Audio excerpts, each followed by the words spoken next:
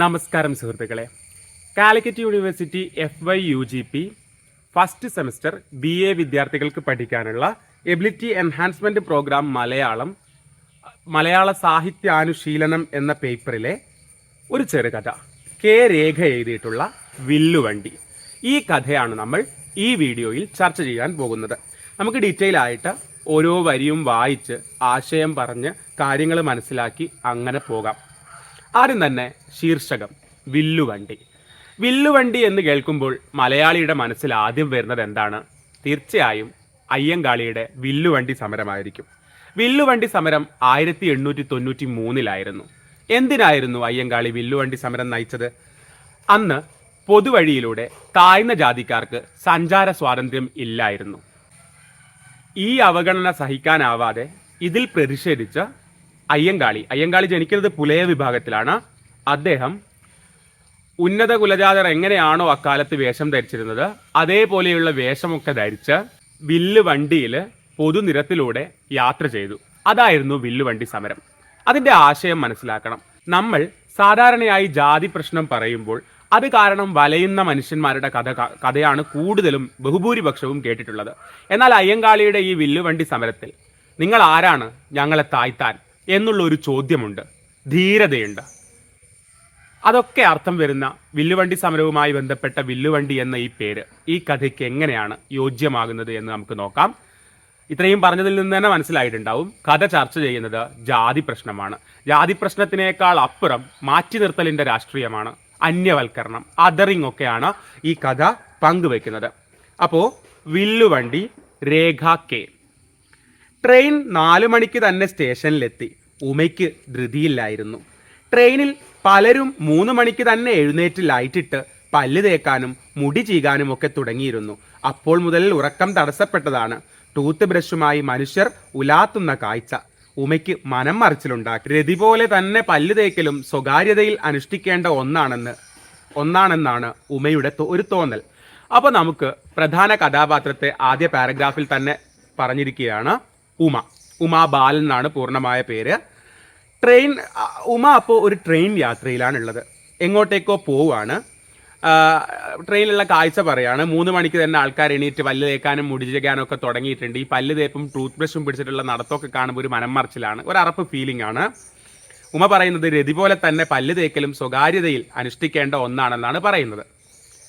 50 രൂപ മുടക്കി റെയിൽവേ സ്റ്റേഷനിലെ AC വെയിറ്റിംഗ് റൂമിൽ ഇരിപ്പിടം കണ്ടെത്തി ഉമ അല്പനേരം ഉറങ്ങി. 50 രൂപ മുടക്കി റെയിൽവേ സ്റ്റേഷനിലെ AC വെയിറ്റിംഗ് റൂമിൽ ഇരിപ്പിടം കണ്ടെത്തി ഉമ അല്പനേരം ഉറങ്ങി. വെയിറ്റിംഗ് റൂമിലെ ബാത്റൂമിൽ തന്നെ കുളിച്ച് ലൈഫ് ബോയ് മണമുള്ള മുടി വിതിർത്തിടുമ്പോൾ വെയിറ്റിംഗ് റൂമിൻ്റെ ചുമതലക്കാരി വന്ന് പറഞ്ഞു, ഇവിടെ ഇങ്ങനെ കുളിക്കാനും മുടി കോതാനും വിതിർക്കാനും ഒന്നും പാടില്ല. അപ്പോൾ അവിടെ റെയിൽവേ സ്റ്റേഷനിലെ വെയിറ്റിംഗ് റൂമിൽ 50 രൂപയൊക്കെ ഫീസൊക്കെ കൊടുത്ത് 50 രൂപ പൈസയൊക്കെ കൊടുത്തതിന് ശേഷം അവിടെ നിന്ന് കുളിച്ച് മുടിയൊക്കെ കോതി നിൽക്കുമ്പോഴത്തേക്ക് അവിടുത്തെ നോട്ടക്കാരി വന്നിട്ട് പറയാണ്, ആ വെയിറ്റിംഗ് റൂമിൻ്റെ ചുമതലക്കാരി വന്നിട്ട് പറയാണ്, ഇവിടെ ഇങ്ങനെ കുളിക്കാനും മുടി കോതാനൊന്നും പാടില്ല, ജസ്റ്റ് വെയിറ്റിങ്ങിന് മാത്രമാണ്. അത് ഗൗനിക്കാതെ പേഴ്സിലെ കൊച്ചു കണ്ണാടിയിൽ നോക്കി അടർന്നുപോയ കറുത്ത പൊട്ടിന് പകരം ഒരു ചുവന്ന പൊട്ടെടുത്ത് സ്ഥലത്ത് പറ്റിക്കുന്നതിനിടെ ഉമ ചോദിച്ചു, അങ്ങനെ നിയമമുണ്ടോ? എങ്കിൽ ആ നിയമത്തിൻ്റെ കോപ്പി എന്നെ ഒന്ന് കാണിക്കൂ. ഞാൻ വിളക്കുമാടം ബ്ലോക്ക് പഞ്ചായത്ത് മെമ്പർ ഉമാബാലനാണ്. അപ്പോൾ ഈ പറഞ്ഞ ഭാഗങ്ങളിൽ നിന്ന് ഉമാബാലനെ നമുക്ക് ഏകദേശം മനസ്സിലാവുന്നു. ആള് ബോൾഡാണ്.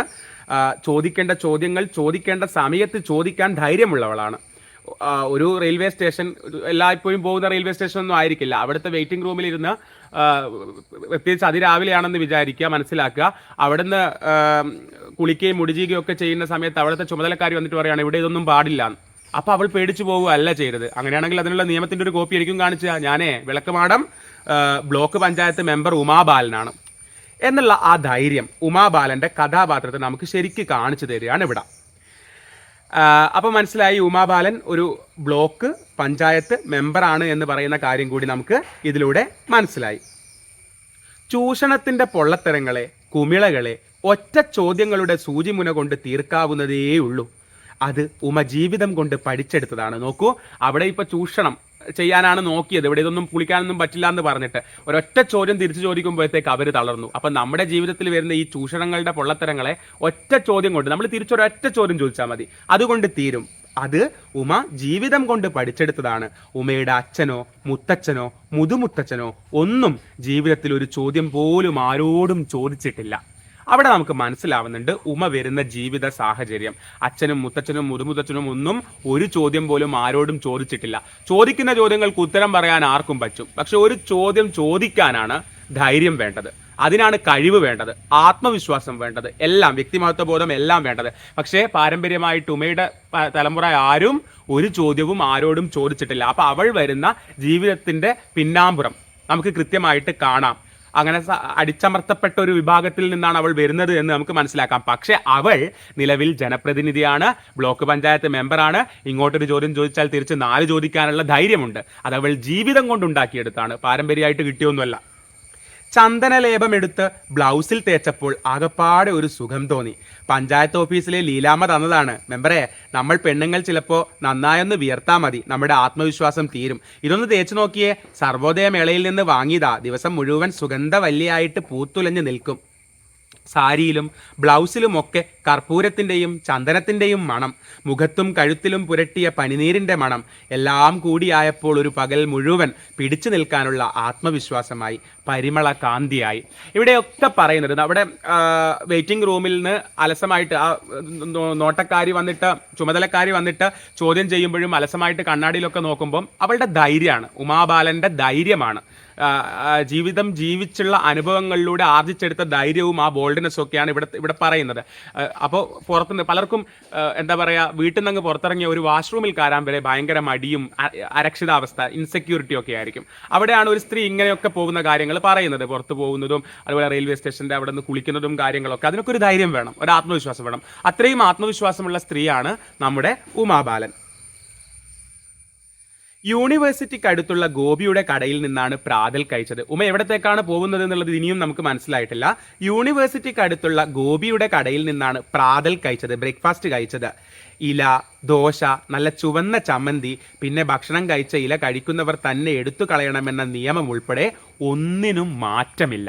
മാറ്റമില്ല എന്ന് പറയുമ്പോൾ അവിടുത്തെ കാര്യങ്ങൾക്കൊന്നും മാറ്റമില്ല, ഗോപിയുടെ കടയിലെ കാര്യങ്ങൾക്കൊന്നും മാറ്റമില്ല എന്ന് പറയുമ്പോൾ ഉമ പണ്ട് അവിടെ ജീവിച്ച ആളാണെന്ന് മനസ്സിലായി നമുക്ക്. എങ്ങനെ ജീവിച്ച ആൾ എന്നൊക്കെ നമുക്ക് നോക്കാം. പഴയ ഡെസ്കിനും ബെഞ്ചിനും പകരം മുഷിഞ്ഞ പ്ലാസ്റ്റിക് കസേരകളും മേശയുമൊക്കെ വന്നു എന്നത് മാത്രമാണ് 20 കൊല്ലം കൊണ്ടുണ്ടായ വ്യത്യാസം. അപ്പോൾ ഉമ ആ യൂണിവേഴ്സിറ്റി പരിസരത്ത് 20 കൊല്ലങ്ങൾക്ക് ശേഷം എത്തിയിരിക്കുകയാണ്. ചെറിയ ചെറിയ മാറ്റങ്ങളെ അവിടെയുള്ളൂ. യൂണിവേഴ്സിറ്റിയിൽ ആൾപ്പെരുമാറ്റമില്ല. അപ്പോൾ ഉമ പോയത് യൂണിവേഴ്സിറ്റിയിലേക്കാണ്. അവിടെ എന്തില്ല, ആൾപ്പെരുമാറ്റമില്ല. വളരെ നേരത്തല്ലേ അവൾ എത്തുന്നത്. മരങ്ങളും കെട്ടിടങ്ങളും ഒക്കെ മഞ്ഞിൽ മയങ്ങിക്കിടന്നു. ആരും എത്തിത്തുടങ്ങിയിട്ടില്ല. ക്ലാസ് മുറികളും ഹാളുകളും ഒക്കെ തുറന്നിട്ടിട്ടുണ്ട്. വരാന്തയുടെ അറ്റത്ത് അരമതിലിന്റെ ചുമരിൽ ചാരി കാലുകൾ നീട്ടി സാരി വിടർത്തിയിട്ട് ഉമ ഇരുന്നു. അവിടെയൊക്കെ ഉണ്ട് അവൾ ആർജിച്ചെടുത്ത, ജീവിതം കൊണ്ട് ആർജിച്ചെടുത്ത ധൈര്യം. അങ്ങനെ അലസമായിട്ടിരിക്കാനൊക്കെ ഒരു ധൈര്യം വേണ്ടേ? പൊതുവായ ഒരു സ്ഥലത്ത് ആരെങ്കിലും വന്ന് കാണുമോ നോക്കുമോ എന്നൊക്കെയുള്ള അരക്ഷിതാവസ്ഥ അല്ലെങ്കിൽ ഇൻസെക്യൂരിറ്റി ഇല്ലാതെ അങ്ങനെ ഇരിക്കണമെങ്കിൽ ഒരു ധൈര്യം വേണ്ടേ?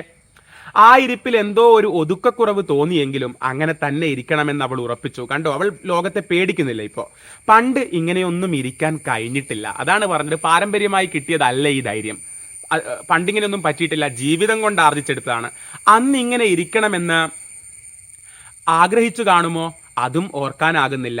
ആ കാലവും ദിവസങ്ങളും ജീവിതത്തിന്റെ പെരുമഴയും കൊടുംവെയിലുമേറ്റ് മഞ്ഞ പടർന്ന് ആലോചനകൾക്ക് വഴങ്ങാത്ത വിധം പൊടിഞ്ഞു തുടങ്ങിയിരിക്കുന്നു. നോക്കൂ, ആ കാലവും ദിവസങ്ങളും ജീവിതത്തിന്റെ പെരുമഴയും കൊടുംവെയിലുമേറ്റ് മഞ്ഞ പടർന്ന് ആലോചനകൾക്ക് വഴങ്ങാത്ത വിധം പൊടിഞ്ഞു തുടങ്ങിയിരിക്കുന്നു. Department of Management Studies completes 30 years of its establishment this year. The genius behind this reputed institution, Dr. Venkadeshwaran Subramani Iyer, retires from his Department of Management Studies completes 30 years of its establishment this year.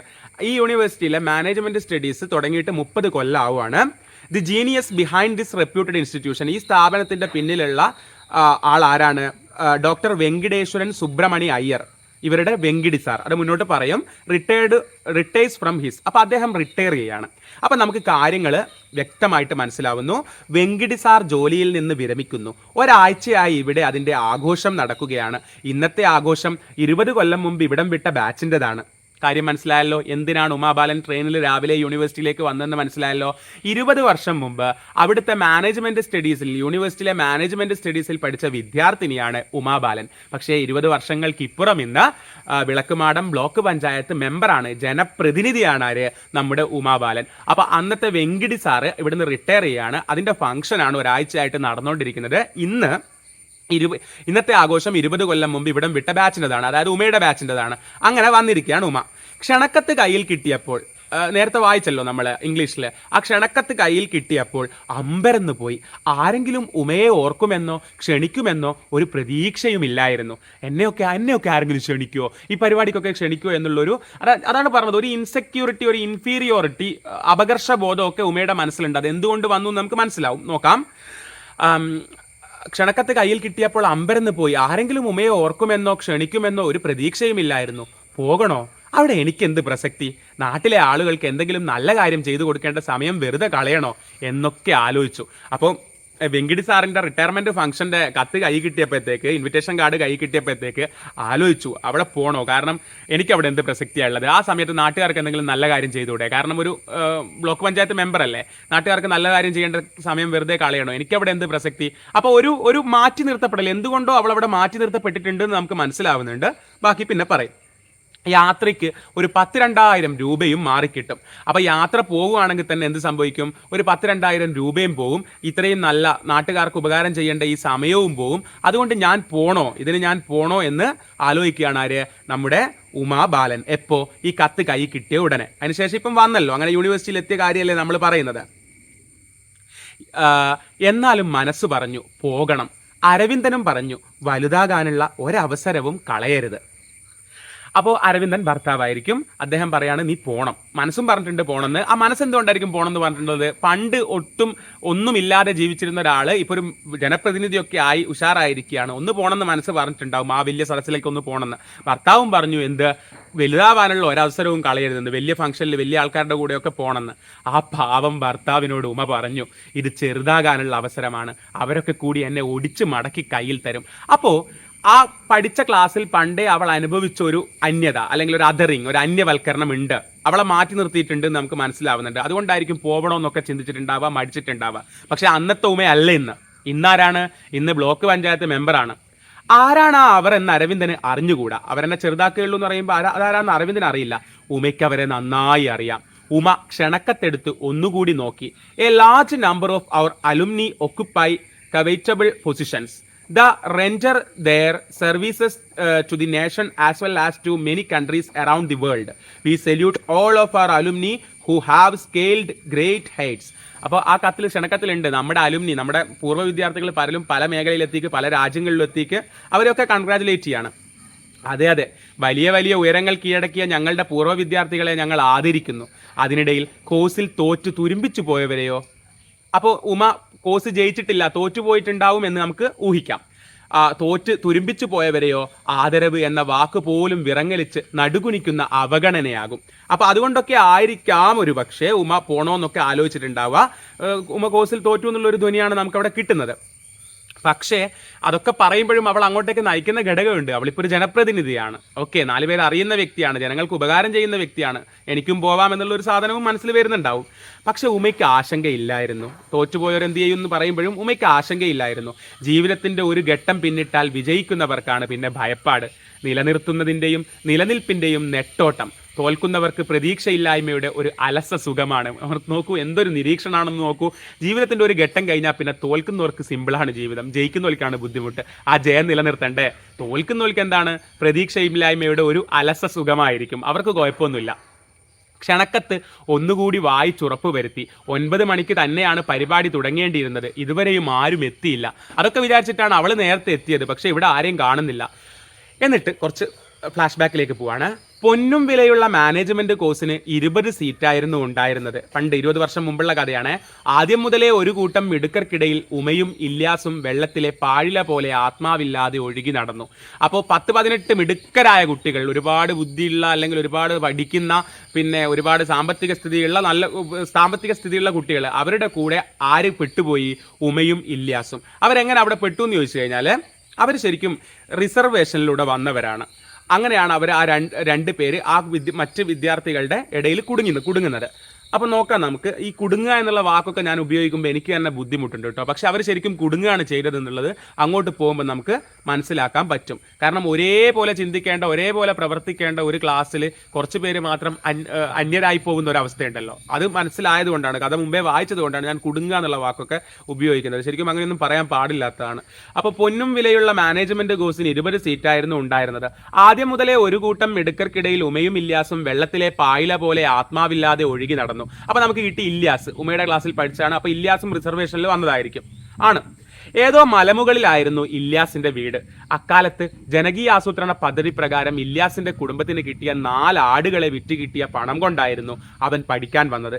ഇല്യാസിനെ കോളേജിൽ പഠിപ്പിച്ച ഏതോ sir പറഞ്ഞു, ഈ യൂണിവേഴ്സിറ്റിയിൽ ഇങ്ങനെ ഒരു course ഉണ്ട്, management studies, പഠിച്ചാൽ നല്ല നിലയിലെത്താമെന്ന്. അങ്ങനെയാണ് ഇല്യാസ് ആടിനൊക്കെ വിട്ടിട്ട് പഠിക്കാൻ വരുന്നത്. പക്ഷെ ക്ലാസ്സിൽ ഉമാബാലനൊഴികെ ബാക്കി 18 പേരും എന്താണ്, ഭയങ്കര റിച്ച് ആയിട്ടുള്ള ആൾക്കാരാണ്. ഇതൊക്കെ ആദ്യ ക്ലാസ്സിൽ സ്വയം പരിചയപ്പെടുത്താൻ സാർ ആവശ്യപ്പെട്ടപ്പോൾ ഇല്യാസ് തന്നെ പറഞ്ഞ കാര്യങ്ങളാണ്. നോക്കൂ, അവൻ്റെ ഒരു നിഷ്കളങ്കത നോക്കൂ. അവനിങ്ങനെയൊക്കെയാണ് വരുന്നതെന്നുള്ളത് അവൻ തന്നെ പറഞ്ഞതാണ്. ഇല്യാസ് സഹപാഠികളുടെ വലിപ്പക്കൂടുതലിന് മുമ്പിൽ സ്വയം ഒരു പൊട്ടോളം ചെറുതായി നിന്നു കൊടുത്തു. സഹപാഠികളുടെ അത്രയും സമ്പന്നരാണ്, അവരുടെ ഇടയിൽ ഇവൻ താണു തന്നെ നിന്നു കൊടുത്തു. ആഡാസ് എന്നായിരുന്നു സഹപാഠികൾ അവനെ വിളിച്ചുകൊണ്ടിരുന്നത്. ആടിനെ വിറ്റിട്ട് കോളേജിൽ വന്നവൻ ആഡാസ്. എങ്ങനെയുണ്ട്?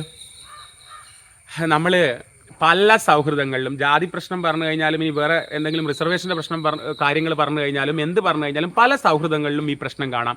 തായാൻ ഒരാളെ കിട്ടിക്കഴിഞ്ഞാൽ പിന്നെ അയാളെ താഴ്ത്തിക്കൊണ്ടേയിരിക്കും. ചോദിച്ചു കഴിഞ്ഞാലോ, നമ്മൾ ഫ്രണ്ട്സ് അല്ലേ, നമ്മൾ സാധാരണ പറയുന്നതല്ലേ ചെയ്യുന്നതല്ലേ എന്ന് പറയുന്നവനെ ഒരു പ്രാവശ്യം തിരിച്ചിതുപോലെ ചെയ്തു നോക്കൂ, കളിയാക്കി നോക്കൂ, അവന് സഹിക്കാൻ പറ്റില്ല. എപ്പോഴും അനുഭവിക്കുന്നവൻ അനുഭവിച്ചു കൊണ്ടേയിരിക്കുന്ന അവസ്ഥ. നിങ്ങൾക്ക് നന്നായിട്ട് റിലേറ്റ് ചെയ്യാൻ പറ്റുമെന്ന് എനിക്ക് തോന്നുന്നു. കാര്യം നമ്മളിവിടെ ജാതി പ്രശ്നം പറയുമ്പോഴും അല്ലെങ്കിൽ റിസർവേഷൻ്റെ കാര്യങ്ങളൊക്കെ പറയുമ്പോഴും അതിനേക്കാൾ അപ്പുറത്തോട്ട് ചെറുകഥകളും കവിതകളും ഒക്കെ എപ്പോഴും അങ്ങനെയാണല്ലോ. നമ്മളുടെ ജീവിത പരിസരത്ത് മറ്റേതെങ്കിലും ഒരു മേഖലയിലൊക്കെ നമുക്കിതൊക്കെ മനസ്സിലാവും.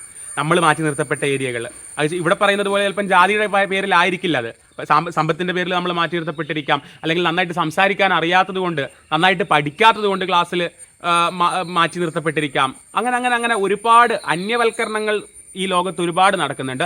എല്ലാ മനുഷ്യനും നമ്മൾ എന്താ പറയുക, മാറ്റി നിർത്തപ്പെട്ടതിൻ്റെ കഥ പറയാനുണ്ടാവും. ഞാൻ ആലോചിച്ച് കഴിഞ്ഞാൽ എന്നെ ചെറുതിൽ മാറ്റി നിർത്തിയ ഒരുപാട് കഥകൾ എനിക്ക് പറയാനുണ്ട്. നിങ്ങൾ ഓരോരുത്തരും ആലോചിക്കുമ്പോൾ നിങ്ങൾക്കും പറയാനുണ്ടാവും. ഇവിടെ നമ്മുടെ ഉമാബാലനും അതുപോലെ തന്നെ ഇല്യാസിനും പറയാനുണ്ട്.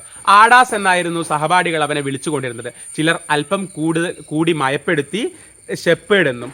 സഹപാഠികൾ ഇടയ്ക്ക് ഇല്യാസിന് മദ്യം വാങ്ങിക്കൊടുത്തു. മദ്യലഹരിയിൽ ഇല്യാസ് കാട്ടിക്കൂട്ടുന്ന കോമാളിത്തരങ്ങൾ കണ്ടവർ മാന്യന്മാരായി ഭാവിച്ചു, രസിച്ചു. 1-2 തവണ യൂണിവേഴ്സിറ്റിയിലെ ചെടികളും മരങ്ങളും നശിപ്പിച്ചു എന്ന് പരാതിയിന്മേൽ ഇല്യാസ് സസ്പെൻഡ് ചെയ്യപ്പെട്ടു. നോക്കൂ, അവനൊരു പാവപ്പെട്ടതാണെന്ന് വിചാരിച്ചിട്ട് അവനിങ്ങനെ കള്ളൊക്കെ വാങ്ങിച്ചു കൊടുത്ത് കുടിപ്പിച്ചിട്ട് എന്താക്കുക, അവനിങ്ങനെ കോമാളിയാക്കി നടത്തിക്കുക. അതിൽ എൻജോയ്മെന്റ് കണ്ടെത്തുന്ന സഹപാഠികൾ. എന്തുകൊണ്ട് ഉമ ആദ്യം ഞാൻ ഈ ഫംഗ്ഷന് വരണോ എന്ന് ആലോചിച്ചു എന്ന് പറയുന്നതിൻ്റെ കാര്യം മനസ്സിലായില്ലേ? ഇങ്ങനെ ഒരു ക്ലാസ് ആയിരുന്നു അത്. വെങ്കിടി സാർ കൊണ്ടുവരുന്ന വലിയ മാനേജ്മെന്റ് വിദഗ്ധർ അവരുടെ അത്ഭുതം തുളുമ്പുന്ന അനുഭവങ്ങൾ പങ്കുവെച്ച് കഴിഞ്ഞാൽ പിന്നെ വിദ്യാർത്ഥികൾക്ക് ചോദ്യം ചോദിക്കാനുള്ള സമയമാണ്. അങ്ങനെയുണ്ടല്ലോ പുറത്തുനിന്ന് ആളെ വെച്ചിട്ട് ക്ലാസ് എടുക്കുന്ന പരിപാടി. മിടുക്കരായ പലരും നല്ല ചോദ്യങ്ങൾ കൊണ്ടും ഇടപെടൽ കൊണ്ടും തിളങ്ങുമ്പോൾ ഒരു വലിയ പുഴുവിനെ പോലെ വളഞ്ഞ ഇല്യാസിന് എന്നും ഒരു ചോദ്യമേ ഉള്ളൂ. അത് ഇല്യാസ് ചോദിക്കുക തന്നെ ചെയ്യും. സാറേ, ഇതൊക്കെ ഉള്ളതാണോ? നിങ്ങൾ ഈ പറഞ്ഞതൊക്കെ സത്യമാണോ? നോക്കൂ, അപ്പോൾ അവൻ്റെ ജീവിത പരിസരത്ത് നിന്ന് ഇത്രയും വലിയ കാര്യങ്ങൾ ഒരു പക്ഷേ കണ്ടിട്ടുണ്ടാവില്ല. അപ്പോൾ അവൻ്റെ മനസ്സിൽ ഇങ്ങനെയുള്ള കൗതുകങ്ങളാണ്. ആ സംശയം കേൾക്കുമ്പോഴൊക്കെ വെങ്കിടി സാർ അപമാനം കൊണ്ട് ചുകക്കും. പുറത്തുനിന്ന് ഒരാളെയും കൂട്ടി വന്നിട്ടല്ലേ ക്ലാസ് എടുപ്പിച്ചത്, അപ്പോഴല്ലേ സ്റ്റുഡൻറ്റ് ഇങ്ങനെ ചോദിക്കുന്നത്. അപമാനം കൊണ്ട് ചുകക്കും. പലതവണ എലീന മാഡം താക്കീത് ചെയ്തിട്ടും ഇല്യാസിന് ഒരു മാറ്റവും ഇല്ലായിരുന്നു ചോദ്യത്തിനും. എലീന മാഡത്തോട് അപമര്യാദയായി പെരുമാറി എന്ന കുറ്റത്തിനാണ് ഒടുവിൽ അവൻ പുറത്താക്കപ്പെടുന്നത്. കോഴ്സ് പൂർത്തിയാക്കാൻ 4-5 മാസം ബാക്കിയുള്ളപ്പോൾ അന്വേഷണ കമ്മീഷന് മുമ്പിൽ ഹാജരാകാൻ ഒന്നും കൂട്ടാക്കാതെ ഒരു പോക്കായിരുന്നു. വെളുപ്പിന് 3:30 നിലാവിലൂടെ അവൻ നടന്നു പോകുന്നത് കണ്ടവരുണ്ട്. 1-2 ജോഡി കുപ്പായങ്ങൾ ചുരുട്ടിക്കൂട്ടി പിടിച്ച ഒരു ചെറിയ പ്ലാസ്റ്റിക് കവർ മാത്രമേ കയ്യിലുണ്ടായിരുന്നുള്ളൂ. പുസ്തകങ്ങളും സർട്ടിഫിക്കറ്റുകളും ഒക്കെ ഉപേക്ഷിച്ചുള്ള ആ നടത്തത്തിന് നല്ല വേഗമായിരുന്നു. അപ്പം അങ്ങനെയാണ് ഇല്യാസ് ക്ലാസ്സിൽ നിന്ന് പുറത്തായത്. എലീന മാഡത്തോട് അപമര്യാദയായി പെരുമാറി എന്നുള്ള കുറ്റത്തിനാണ് അവൻ പുറത്താവുന്നത്. ഒരു ദിവസം പുലർച്ചെ അവൻ അങ്ങ് ഇറങ്ങിപ്പോകുന്നത് കണ്ടവരുണ്ട് എന്നാണ് പറയുന്നത്. അപ്പോൾ പിന്നെ പുസ്തകങ്ങളും സർട്ടിഫിക്കറ്റുകളും ഒക്കെ ഉപേക്ഷിച്ചുള്ള ആ നടത്തത്തിന് നല്ല വേഗമായിരുന്നു എന്ന് പറയുമ്പോൾ അതൊക്കെ ഒരുപാട് നമ്മളെ ചിന്തിപ്പിക്കുന്നുണ്ട്. കാരണം പഠിച്ച് ഒരു നിലയിൽ എത്തണം എന്നുള്ള വിചാരിച്ച ആ ചിന്തയാണ് അവിടെ ഒഴിവാക്കിയിട്ട് അവൻ നടന്നു പോകുന്നത്. അത് മറ്റൊരു ജീവിതത്തിലേക്കുള്ള നടത്തമായിരിക്കാം ചിലപ്പം. ഇല്യാസിന് എലീന മാഡത്തോട് മാപ്പ് പറഞ്ഞുകൂടെ എന്ന് ഉമ അന്ന് ചോദിച്ചിരുന്നു. ഉമ, ഞാൻ എന്ത് തെറ്റാണ് ചെയ്തതെന്നും പറഞ്ഞതെന്നും അറിഞ്ഞാലല്ലേ മാപ്പ് പറയാൻ പറ്റൂ? അതാണ് ഇല്യാസ് തിരിച്ചു ചോദിച്ചത്. അവരുടെ മനസ്സിൽ അവരെന്തായി അപമര്യാദ എന്ന് പറഞ്ഞതെന്ന് പോലും ഇല്യാസിന് മനസ്സിലായിട്ടില്ല. ഞാൻ എന്ത് തെറ്റാ ചെയ്തത് എന്നാണ് അവൻ ചോദിക്കുന്നത്. അത് അങ്ങനെ ഉണ്ടല്ലോ. അത് ഇവിടെ എന്താ എലീന മാഡത്തിനോട് ചെയ്തതെന്നൊന്നും ശരിക്കും പറയുന്നില്ല. എലീന മാഡം തിരിച്ചെന്താ ചെയ്തതെന്നും ശരിക്കും പറയുന്നില്ല. പക്ഷേ നമുക്ക് ഒരു മനുഷ്യനെ അങ്ങ് കണ്ടുകൂടെങ്കിൽ അവരുടെ ചെറിയ ചെറിയ ചെറിയ ചെറിയ പോരായ്മകൾ വരെ നമ്മൾ എടുത്ത് വലുതാക്കി കാണിക്കും. ഇപ്പം ഇല്യാസ് ഇങ്ങനെ ക്വസ്റ്റ്യനൊക്കെ ചോദിക്കുന്നു പറഞ്ഞല്ലോ, ഇങ്ങനെ കുടിച്ച് ബഹളം വെക്കും, മറ്റുള്ളവർ കുടിപ്പിച്ചിട്ടാണ്. അപ്പോൾ അവനോടൊരു ഇഷ്ടക്കുറവ് വരുമ്പം അവൻ എന്ത് ചെറിയ കാര്യം ചെയ്തു കഴിഞ്ഞാലും അത് വലിയ പ്രശ്നമാക്കിയിട്ട് ഇവർ മാറ്റും. അങ്ങനെ ഒരു കണ്ണുണ്ട് നമുക്ക് ഭയങ്കര ഇഷ്ടമുള്ള ആൾക്കാരാണെങ്കിലോ അവരെന്ത് ചെയ്താലും നമുക്ക് കുഴപ്പമുണ്ടാവില്ല. അങ്ങനെ ഭയങ്കര സെലക്റ്റീവ് ജീവിയാണെന്നേ മനുഷ്യൻ. പ്രത്യേകിച്ച് എന്താ പറയുക, ഒരു ഇമോഷണൽ ഡെവലപ്മെൻറ്റും ഒരു നന്മയും അവകാശപ്പെടാൻ പറ്റാത്ത ജീവിയാണ് മനുഷ്യന് ഞാൻ പറയും. എത്ര പേർക്ക് ഉൾക്കൊള്ളാൻ പറ്റുമെന്ന് അറിയില്ല. നമ്മളൊക്കെ ഭയങ്കര സെലക്റ്റീവാണ്. എവിടെ സ്നേഹിക്കണം, എവിടെ വെറുക്കണം എന്നൊക്കെ നമ്മൾ അളന്ന് മുറിച്ചിട്ടാണ് ജീവിക്കുന്നത്. ഓരോ മനുഷ്യനെയും എത്ര ബഹുമാനിക്കണമെന്ന് നമ്മുടെ മനസ്സിൽ നമ്മൾ നേരത്തെ എഴുതി വെച്ചിട്ടുണ്ട്. അത്രത്തോളം സെലക്റ്റീവ് മനസ്ഥിതിയാണ് ഇവിടുത്തെ ഓരോ മനുഷ്യന്മാർക്കും ഉള്ളത്. ഉമ, ഞാൻ എന്ത് തെറ്റാണ് ചെയ്തതെന്നും പറഞ്ഞതെന്നും അറിഞ്ഞാലല്ലേ മാപ്പ് പറയാൻ പറ്റൂ? അത് അവരോട് ചോദിച്ചാൽ പറഞ്ഞു തരില്ലേ? ഹൈ, ഉമ ചോദിക്കുകയാണ്. അത് നിഷ്കളങ്കതയാ. അത് അവരോട് ചോദിച്ചാൽ പറഞ്ഞു തരൂലേ? ഞാൻ എന്ത് തെറ്റാ ചെയ്തത് എന്ന്, എന്തുകൊണ്ടാണ് എന്നെ പുറത്താക്കിയെന്ന് ഞാൻ ആദ്യം എന്ത് തെറ്റാ ചെയ്തതെന്ന് അവരോട് ചോദിച്ച് മനസ്സിലാക്കാൻ. അപ്പൊ ഇല്യാസ് എന്താ പറയുന്നത് നോക്കൂ. നമ്മുടെയൊക്കെ മനസ്സിൽ വരുന്ന ചോദ്യം തന്നെയാണ് അവനും ചോദിക്കുന്നത്. സ്വന്തം തെറ്റ് ചോദിച്ച് മനസ്സിലാക്കി മാപ്പ് പറയുക. നല്ല തമാശ. ഇയാൾക്ക് വേറെ പണിയില്ലേ? ഞാനും നീയും ഒക്കെ ഇങ്ങനെ ഒരു കോഴ്സിന് വരാനേ പാടില്ലായിരുന്നു. ഇത് അവരൊക്കെ പഠിച്ച വലിയ വലിയ രാജ്യങ്ങളിലും ജോലികളിലും ഒക്കെ എത്തും. നമ്മളോ തിയറി ജയിച്ചാലും വൈവ ജയിക്കുമോ? അപ്പോൾ അതാണ് ശരിക്കും അവനെ ചിന്തിപ്പിക്കുന്നത്. നമ്മളൊക്കെ തിയറി എല്ലാം പരീക്ഷ എഴുതി ജയിച്ചു കഴിഞ്ഞാലും ഈ മാനേജ്മെൻറ്റ് സ്റ്റഡീസ് ഒക്കെ പഠിച്ചിട്ട് വലിയ ജോലിയിലേക്ക് കമ്പനിയിലേക്ക് കയറുമ്പം വൈവക്ക് പോയിരിക്കുമ്പോൾ നമ്മളിവർ ജയിപ്പിച്ച് വിടുവോ എന്നൊക്കെയുള്ളതാണ്. എപ്പോഴും ഒരു മാറ്റി നിർത്തലുണ്ടല്ലോ നമുക്കൊക്കെ നേരെ. പിന്നെ ഇല്യാസിനെ കണ്ടിട്ടില്ല. അമലു, മഞ്ജുഷ എന്നിങ്ങനെ 2 പെൺകുട്ടികൾ കൂടി ക്ലാസ്സിൽ ഉണ്ടായിരുന്നെങ്കിലും ഉമയും ഇല്യാസിനെ പോലെ താമസ സ്ഥലത്തും ക്ലാസ്സിലും ഒറ്റയ്ക്കായിരുന്നു. ഉമയ്ക്ക് ക്ലാസ്സിൽ 2 പെൺപിള്ളേർ കൂടിയുണ്ട്, അമലുവും മഞ്ജുഷയും. പക്ഷേ ഉമ എന്ത് തന്നെയായിരുന്നു? ഒറ്റയ്ക്ക് തന്നെയായിരുന്നു. എപ്പോഴും അവൾ ഒറ്റയ്ക്ക് തന്നെയായിരുന്നു. അമലുവും മഞ്ജുഷയും ഒരിക്കൽ പോലും മലയാളം സംസാരിച്ച് കണ്ടില്ല. ഉമയ്ക്ക് അവരോട് സംസാരിക്കാൻ ഭയം തോന്നി. ഉമയോട് എന്തെങ്കിലും പറയേണ്ടതുണ്ടെന്ന് അവർക്കും തോന്നിയില്ല. ഓക്കെ, ഇക്കാര്യം ഇപ്പോൾ ഉമയുടെ മോനോട് പറയുമ്പോൾ മോൻ പറയും, അമ്മയ്ക്ക് അറിയാതിരുന്നത് ഇംഗ്ലീഷ് അല്ല, കോൺഫിഡൻസ് ആണ്. ഇപ്പോൾ അമ്മ നന്നായിട്ട് സംസാരിക്കുന്നുണ്ടല്ലോ. എത്ര സത്യമല്ലേ ആ മോൻ പറയുന്നത്? ആ ആത്മവിശ്വാസക്കുറവാണ്. അവരൊക്കെ വലിയ ആളുകളിൽ നിന്നുള്ള ആ ഒരു ചിന്ത കൊണ്ടാണ്, അപകർഷബോധം കൊണ്ടാണ്. 14 വയസ്സേ ഉള്ളുവെങ്കിലും അവൻ പറഞ്ഞത് ശരിയാണല്ലോ. അന്ന് പക്ഷേ അങ്ങനെ ഒന്നും ആലോചിക്കാനുള്ള കരുത്തില്ല. What brings you here? Venkidi സാറാണ്. ഇതൊക്കെ എവിടെ നിന്നാണ് നമ്മൾ ഫ്ലാഷ് ബാക്കിലേക്ക് പോയത്? അവിടെ ആ അരമതിലിൻ്റെ അവിടെ ഇങ്ങനെ അലസമായിട്ടിരിക്കുകയല്ലേ ആര്? നമ്മുടെ ഉമാബാലൻ. അവിടെ നിന്നാണ് ഫ്ലാഷ് ബാക്കിലേക്ക് പോയത്. What brings you here? Venkidi സാറാണ്. ആ ചോദ്യത്തിൽ ഉമ അരമതിൽ നിന്ന് പിടഞ്ഞെഴുന്നേറ്റു. ആ ചോദ്യം കേട്ടാണ് എണീക്കുന്നത്. അപ്പോൾ യൂണിവേഴ്സിറ്റിയിലുള്ള അരമതിലിൽ ഇങ്ങനെ ചാരി കിടന്നിടത്തിൽ നിന്നാണ് നമ്മൾ ഈ ഫ്ലാഷ് ബാക്കിലേക്കൊക്കെ പോയത്, പഴയ കാലത്തിലേക്ക് പോയത്. വാട്ട് ബ്രിങ്സ് യു ഹിയർ എന്ന് പറയുന്ന വെങ്കിടി സാറിൻ്റെ ചോദ്യം കൊണ്ടാണ് ഉമ അരമതിലിൽ നിന്ന് പിടഞ്ഞെഴുന്നേൽക്കുന്നത്. അവിടെ വെങ്കിടി സാറിൻ്റെ ചോദ്യത്തിലില്ലേ ഉമയെ അവിടെ പ്രതീക്ഷിച്ചിട്ടില്ല എന്ന്? What brings you here? ഉമയെ അവിടെ പ്രതീക്ഷിച്ചിട്ടില്ല എന്ന് ആ ചോദ്യത്തിലുണ്ട്. ഉമ അരമതിൽ നിന്ന് ചാടി എഴുന്നേറ്റു. എപ്പോഴാണ് ഉറങ്ങിപ്പോയത്? ഓരോരുത്തരായി എത്തിത്തുടങ്ങിയിരിക്കുന്നു. ഉമയോട് അവിടെ ഇരുന്ന് ഉറങ്ങിപ്പോയി. സത്യത്തിൽ ഇയാൾക്കൊരു മാറ്റവും ഇല്ലല്ലോ. വെൽ, അന്ന് ക്ലാസ്സിലിരുന്ന് ഉള്ളതുപോലെ തന്നെ നത്തിങ് ഹാസ് ചേഞ്ച്ഡ്. ഇവിടെ ഇരുന്ന് ഉറങ്ങിയാൽ താഴെ വീലിടോ. വെങ്കിടി സാർ ആവേശത്തിലാണ്. നിനക്കൊരു മാറ്റം ഇല്ലല്ലോടി. നീ അന്ന് ഉമേനോട് പറയാണ്, നീ അന്ന് ക്ലാസ്സിലിരുന്ന് ഉറങ്ങുമ്പോൾ തന്നെ ഇന്ന് ഇവിടെയും കിടന്നുറങ്ങാല്ലേ, ഇവിടെ കിടന്ന് ഉറങ്ങിക്കഴിഞ്ഞാൽ വീടില്ലടി എന്ന് പറയാണ്. അവിടെയുണ്ട് അവളെ ഉമയെ ഓർമ്മിക്കുന്നത് ക്ലാസ്സിലിരുന്ന് ഉറങ്ങുന്ന ഒരു കുട്ടിയായിട്ട് മാത്രമാണ്. ശരിക്കും അപ്പം നമുക്ക് തോന്നും അവളങ്ങനെ ഉറങ്ങിയിട്ടല്ലേ എന്നൊക്കെ നമ്മുടെ ചെറിയ മനസ്സിൽ തോന്നും. പക്ഷേ അങ്ങനെ ഉറങ്ങുന്ന ഒരു കുട്ടിയെ പിന്നെ ക്ലാസ്സിൽ പഠിക്കുന്ന പാഠത്തിൻ്റെ ലൈനിലേക്ക് കൊണ്ടുവരാനുള്ള ഉത്തരവാദിത്തമുള്ള ആളാണ് ഈ അധ്യാപകൻ. അപ്പം നീ ഉറങ്ങുകയായിരുന്നില്ലേ എന്ന് അധ്യാപകൻ ഒരിക്കലും അവളെ കുറ്റക്കാരിയാക്കാൻ പറ്റില്ല. അദ്ദേഹത്തിൻ്റെ പോരായ്മ കൊണ്ടേ അദ്ദേഹത്തിൻ്റെ ക്ലാസ്സിൽ മറ്റു കുട്ടികൾ ഉറങ്ങുന്നേ എനിക്ക് തോന്നുന്നുള്ളൂ. എൻ്റെ ക്ലാസ്സിൽ കുട്ടികൾ ഉറങ്ങുന്നുണ്ടെങ്കിൽ അത് എൻ്റെ പോരായ്മയാണെന്നാണ് ഞാനെന്നും വിശ്വസിക്കുന്നത്. വെങ്കിടി സാർ ആവേശത്തിലാണ്. വാക്കുകളെ കണിശതയോടെ കണക്കോടെ ചെസ്സിലെ കരുക്കളെപ്പോലെ ഉപയോഗിക്കുന്ന ആളാണ്. ഇങ്ങനെയൊന്നും സംസാരിക്കുന്ന പതിവില്ല. ഇങ്ങനെ വിട്ട് സംസാരിക്കുന്ന ആളല്ല, ഭയങ്കര കൃത്യമായിട്ട് സംസാരിക്കുന്ന ആളാണ്. കുറച്ചു നേരമായി വന്നിട്ട് കാത്തിരുന്ന് മുഷ്ണപ്പോ ഉറങ്ങിപ്പോയി എന്ന് പറയാണ് ആര്? നമ്മുടെ ഉമാബാലൻ വെങ്കിടി സാറോട്. ഉമയ്ക്ക് ലജ്ജ തോന്നി. വാ തുറന്നാകുമോ? ഉറങ്ങിയത് മുൻകരുതൽ എടുക്കണമായിരുന്നു. കിടന്നുറങ്ങിപ്പോയി. സാറിന് എങ്ങനെയായിരിക്കും കണ്ടിട്ടുണ്ടാവുക? വാക്ക തുറന്ന് എന്ന് പറഞ്ഞിട്ടായിരിക്കുമോ? അയ്യോ, നാണക്കേടായിപ്പോയി. സെമിനാർ ഹാൾ നിറഞ്ഞു തുടങ്ങിയിരുന്നു. ഒരു കൂട്ടം വയറ് ചാടിയ മധ്യവയസ്കർ നിറഞ്ഞു നിൽക്കുന്നു. ക്ലാസ്മേറ്റ്സ് ആട്ടോ. സെമിനാർ ഹാളിലാണ് പരിപാടി, ഇദ്ദേഹത്തിന്റെ റിട്ടയർമെന്റ് പരിപാടി. ഇവരുടെ ചെറുപ്പത്തിന്റെ ഓർമ്മ ചിത്രങ്ങൾ എടുത്ത് 20 കൊല്ലത്തെ പാലം നീട്ടി വലിച്ച് തടിച്ചുരുണ്ട പുതിയ രൂപങ്ങളിലേക്ക് ബന്ധിപ്പിക്കുന്നത് എങ്ങനെയെന്ന് അമ്പരന്ന് നിൽക്കുമ്പോഴാണ് അജിത്ത് അടുത്തു വരുന്നത്. അന്നത്തേക്കാൾ മെലിഞ്ഞ്, കണ്ണുകൾ കുഴിഞ്ഞ്. അപ്പോൾ ക്ലാസ്മേറ്റ്സിനെ ഒക്കെ കണ്ടു. അങ്ങനെ എല്ലാവരും വലിയ വയറൊക്കെ ചാടിയിട്ടുള്ള ആൾക്കാരായിക്ക്. 43 വയസ്സായിട്ടോ ഇവർക്ക്. അത് കുറച്ച് കഴിയുമ്പോൾ പറയുന്നുണ്ട്. അപ്പോൾ 20 വർഷം മുമ്പാണ് അവിടെ പഠിച്ചത്. അങ്ങനെയാണ് നമ്മൾ ആരെ കാണുന്നത്? അജിത്ത് ഉമാബാലൻ്റെ അടുത്ത് വരുന്നത്. കണ്ണുകളാണ് ഭാഗം ഒന്നുകൂടി വായിക്കാം. ഇവരുടെ ചെറുപ്പത്തിന്റെ ഓർമ്മ ചിത്രങ്ങൾ എടുത്ത് 20 കൊല്ലത്തെ പാലം നീട്ടി വലിച്ച് തടിച്ചുരുണ്ട പുതിയ രൂപങ്ങളിലേക്ക് ബന്ധിപ്പിക്കുന്നത് എങ്ങനെയെന്ന് അമ്പരന്ന് നിൽക്കുമ്പോഴാണ്, അതായത് എന്നാൽ ഇവർ തടിച്ച തടിയായിട്ടെന്ന് ആലോചിച്ച് നിൽക്കുമ്പോഴാണ് അജിത്ത് അടുത്ത് വരുന്നത്. അന്നത്തേക്കാൾ മെലിഞ്ഞ്, കണ്ണുകൾ കുഴിഞ്ഞ്. അപ്പോൾ അജിത്ത് അവരുടെ ക്ലാസ്മേറ്റ് ആയിരുന്നു. അന്നത്തേക്കാൾ മെലിഞ്ഞ്, കണ്ണുകൾ കുഴിഞ്ഞാണുള്ളത്. കണ്ണുകളാണ് മനുഷ്യരിലെ മാറ്റമില്ലാത്ത ഒരു തിരിച്ചറിയൽ രേഖ. നോട്ടത്തിന്റെ അടയാളം ഉയർത്തിക്കാട്ടി കണ്ണ് പറയും, ഞാനിതാ ഇവിടെ ഒരു മാറ്റവുമില്ലാതെ നിൽപ്പുണ്ട് എന്ന്. കണ്ണിനാണ് വലിയ മാറ്റം വരാത്തത് കാലങ്ങൾ കഴിയുമ്പോൾ. വയസ്സായപ്പോൾ നീ ഒരു സുന്ദരിയായല്ലോ, അജിത്ത് പ്രശംസിച്ചു. ഉമയോടാണ്. നീ ഉണങ്ങിപ്പോയല്ലോ. അപ്പം പറയാണ്, രോഗങ്ങൾ ചതിച്ചതാ, പിന്നെ കുറെ പെണ്ണുങ്ങളും. അമലുവിനെ നീ കല്യാണം കഴിച്ചില്ലേ? അപ്പോൾ ആ ക്ലാസ്സിൽ അമലുവും മഞ്ജുഷയും 2 ഗേൾസ് ഉണ്ടായിരുന്നു എന്ന് പറഞ്ഞില്ലേ? അമലുവും ഈ അജിത്തും തമ്മിൽ ഭയങ്കര പ്രണയമായിരുന്നു അന്നേ. അമലുവിനെ നീ കല്യാണം കഴിച്ചില്ലേ? ഓ, അത് പൊട്ടിപ്പോയി. 1 വർഷം കഴിഞ്ഞപ്പോൾ സെപ്പറേറ്റഡ് ആയി. അപ്പം കല്യാണം കഴിച്ച് ഡിവോഴ്സ് ആയതാണ് ആ ക്ലാസ്മേറ്റ് ആയിരുന്ന അമലുവിനെ. അവള് US നിന്ന് തന്നെ ഒരു സായിപ്പിനെ വേറെ കെട്ടി. അപ്പം ഉമ പറയാണ്, നിങ്ങളുടെ അന്നത്തെ പ്രേമം കണ്ടാൽ 7 ജന്മം അത് ഓടുമെന്നായിരുന്നു വിചാരിച്ചത്. ഇവിടത്തെ ഈ മരങ്ങളൊക്കെ നിങ്ങളുടെ പ്രേമം കണ്ടാണ് തയച്ച് വളർന്നത് തന്നെ. അപ്പോൾ അജിത്ത്, അവൾക്ക് 4 പിള്ളേരുണ്ട്. 2 പേർക്ക് കറുത്ത മുടി, 2 പേർക്ക് ഗോൾഡനും. അവളൊരു സായിപ്പിനെ കല്യാണം കഴിച്ചു എന്ന് പറഞ്ഞല്ലോ. ഒരെണ്ണത്തിന് എൻ്റെ ചായ ഉണ്ടെന്നാ എൻ്റെ സംശയം. അവൾ എന്നെ മനസ്സിൽ ധ്യാനിച്ച് സായിപ്പിൻ്റെ കൂടെ കിടന്നു കാണും.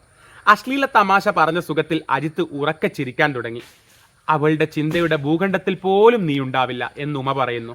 അങ്ങനെ പറയാതെടി, അവളെന്നെ ഓർത്തോർത്തിരിക്കുമെന്ന് വിചാരിക്കുമ്പോഴുള്ള സുഖം കളയാതെ. ഒരു നിമിഷം അവൻ സ്വയം താഴ്ത്തി. അവള് വന്നിട്ടുണ്ട്. ആ അലവലാതി സായിപ്പുമുണ്ട്. പിന്നെ അവൻ സ്വയം ഒന്ന് ഉലഞ്ഞു. നാട്ടിലെത്തിയപ്പോൾ ഞാനൊരു ഓടി വാങ്ങി. കാറാട്ടോ, നീ വരുന്നോ പുത്തൻ കാറിൽ ഒരു ഡ്രൈവിന് എന്ന് ചോദിക്കുകയാണ്. ഇവിടെ നമുക്ക് കിട്ടുന്നത് സഹപാഠിനെ കണ്ടതാണ്. അജിത്തിനെ കണ്ടപ്പോൾ അജിത്തിൻ്റെ വർത്താനം കേൾക്കുമ്പോൾ നമുക്ക് മനസ്സിലാകുന്നുണ്ട്, ഓടിയൊക്കെ ഇവർ വാങ്ങുന്നുണ്ട്, കാറൊക്കെ ഇവർ വാങ്ങുന്നുണ്ട്, പക്ഷേ മാനസികമായ യാതൊരു വളർച്ചയും കാണുന്നില്ല. ഇപ്പോഴും പറയുന്നത് എന്താണ്? എന്നെ വിചാരിച്ചിട്ട് സായിപ്പിൻ്റെ കൂടെ കിടന്ന് കാണും, അതുകൊണ്ടായിരിക്കും കറുത്ത മുടിയുള്ള കുട്ടികളുണ്ടായത്. 43 വയസ്സൊക്കെ ആയിട്ടുണ്ട്, പക്ഷേ മാനസികമായ യാതൊരു പുരോഗതിയും അവരിൽ കാണാനില്ല. പക്ഷേ കാറൊക്കെ വാങ്ങുന്നുണ്ട്, വലിയ വലിയ സ്ഥലങ്ങളും കാര്യങ്ങളൊക്കെ വാങ്ങുന്നുണ്ട്. അപ്പം ഇനി ഓരോ കഥാപാത്രത്തിന് ഉമയുടെ കൂടെ പഠിച്ച ഓരോരുത്തരെ കാണുമ്പോഴും നമുക്ക് ഈ പോയിന്റ് ഇങ്ങനെ കിട്ടിക്കൊണ്ടിരിക്കും. നോക്കാം. കാറല്ലേ പുതിയതായുള്ളൂ, ഡ്രൈവ് ചെയ്യുന്നത് നീ തന്നെയല്ലേ, ഞാനില്ല എന്ന് പറയുന്നു ഉമ. നിനക്ക് യോഗമില്ലെന്ന് വിചാരിച്ചാൽ മതി. ഏതായാലും ഞാൻ പോയി 2 എണ്ണം അടിച്ചിട്ട് വരാം. നല്ല മദ്യപാനിയാണ്, അതാ പറഞ്ഞത്. അതുകൊണ്ടായിരിക്കും അസുഖങ്ങളൊക്കെ വന്നിട്ടുണ്ടാവുക. അജിത്ത് ഒരു തുടക്കം മാത്രമായിരുന്നു. എന്തിനുള്ള തുടക്കം? നമ്മൾ ഫസ്റ്റ് വിചാരിക്കും അതായത് സഹപാഠികളെ കാണുന്നതിൻ്റെ തുടക്കം. പക്ഷെ അതല്ല. ഞാൻ മനസ്സിലാക്കുന്നത് അല്പത്തര കഥകളുടെ തുടക്കമാണ്. അവൻ പറഞ്ഞു പോയ കഥകൾ നോക്കൂ. മാനസിക വളർച്ചയില്ലായ്മയുടെ തുടക്കമാണ് അജിത്ത് ഒരു തുടക്കം മാത്രമായിരുന്നു. എല്ലാവർക്കും കാറുകളെ കുറിച്ചാണ് പറയാനുണ്ടായിരുന്നത്. കൂട്ടത്തിനിടയിൽ ആരാലും ശ്രദ്ധിക്കപ്പെടാതെ കസേര വലിച്ചിട്ടിരുന്ന് ഉമ കേട്ടുകൊണ്ടിരുന്നു. നോക്കൂ, ആ ക്ലാസ്സിൽ കാലങ്ങൾക്ക് ശേഷം കണ്ടുമുട്ടിയപ്പോൾ എല്ലാവർക്കും കാറിനെ കുറിച്ചാണ് പറയാനുള്ളത്. മനുഷ്യന്മാരെ കുറിച്ച് പറയാൻ ആർക്കുമില്ല. പക്ഷേ നമ്മുടെ ഉമാബാലൻ ബ്ലോക്ക് പഞ്ചായത്ത് മെമ്പറാണ്, മനുഷ്യന്മാരുടെ ഇടയിൽ ജീവിക്കുന്ന ആളാണ്. അപ്പം നിങ്ങൾ നോക്കണം, ഉമ ഇല്യാസൊക്കെ റിസർവേഷനിൽ വന്നു. കൂടെയുള്ള മറ്റ് 18 കുട്ടികളും ഭയങ്കര സാമ്പത്തിക പ്രൊഫൈലൊക്കെ ഉള്ള ആൾക്കാരാണ്. അവിടെ ഒരുപാട് ഒറ്റപ്പെടുകയും ഒക്കെ ചെയ്തിട്ടുണ്ട്. പക്ഷേ കാലങ്ങൾക്ക് ശേഷം കണ്ടുമുട്ടുമ്പോൾ മനുഷ്യനായിട്ട് അല്ലെങ്കിൽ മാനുഷിക മൂല്യങ്ങൾ വളർന്നത് ഉമയിൽ മാത്രമാണ്. ഈ സാമ്പത്തികമുണ്ട്, പല രാജ്യങ്ങളിൽ സെറ്റിൽഡ് ആണെന്ന് പറയുന്ന ആൾക്കാരിലൊന്നും മാനുഷിക മൂല്യങ്ങൾ വളർന്നതായി കാണുന്നില്ല. അവരിലേക്ക് തന്നെ ചുരുങ്ങുകയാണ് ചെയ്തത്. കൂടുതൽ മുന്നോട്ട് പോകുമ്പോൾ മനസ്സിലാവും.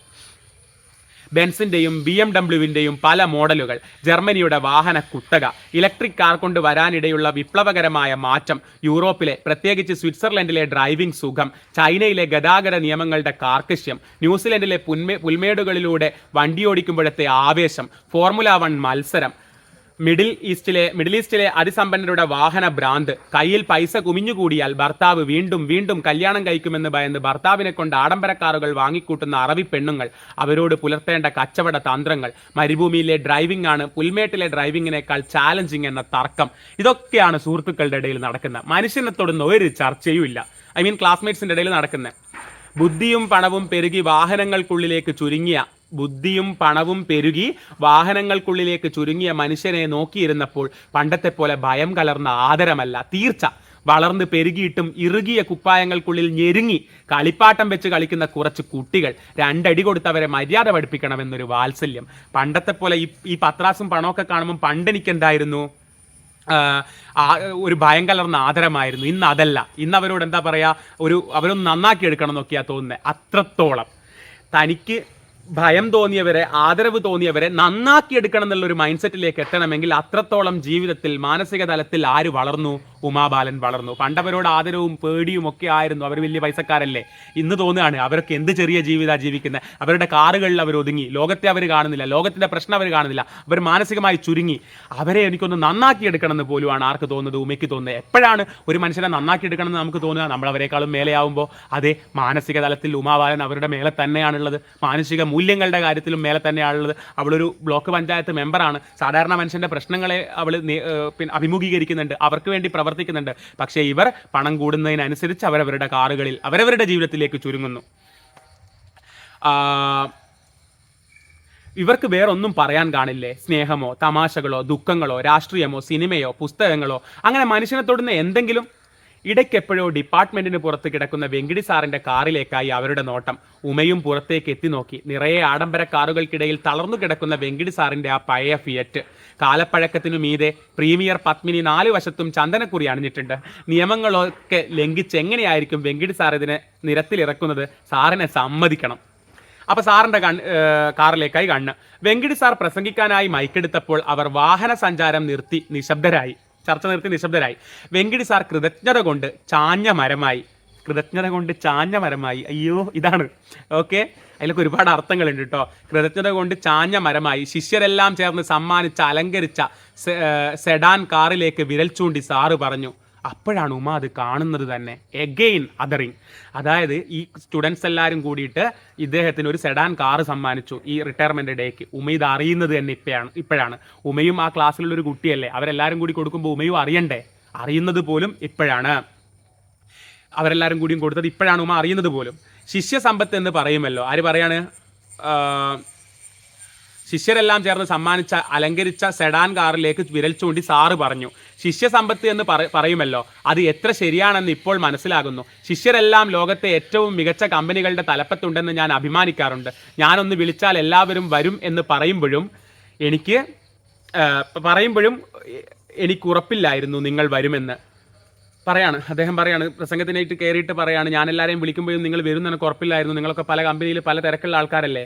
ഉമാബാലൻ മുതൽ അമേരിക്കയിലെ ഏറ്റവും ശക്തനായ ഇന്ത്യക്കാരൻ ജീവൻ മാത്യൂസ് കോശി വരെ ഇവിടെ എത്തിയിരിക്കുന്നു. ആ ഒരൊറ്റ സെൻറ്റൻസിലുണ്ട്. ആ അന്യവൽക്കരണം മാറ്റി നിർത്തൽ സ്റ്റുഡൻസിൻ്റെ ഭാഗത്ത് മാത്രമായിരുന്നില്ല, ആ മാഷിലും ഉണ്ടായിരുന്നു.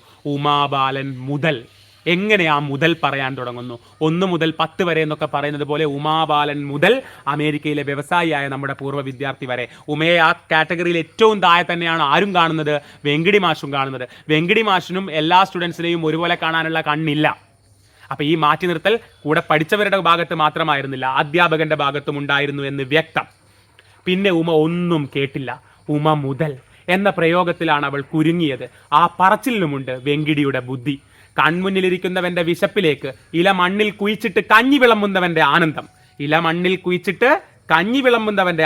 വെങ്കിടി സാർ ഒന്നും വെറുതെ പറയില്ല.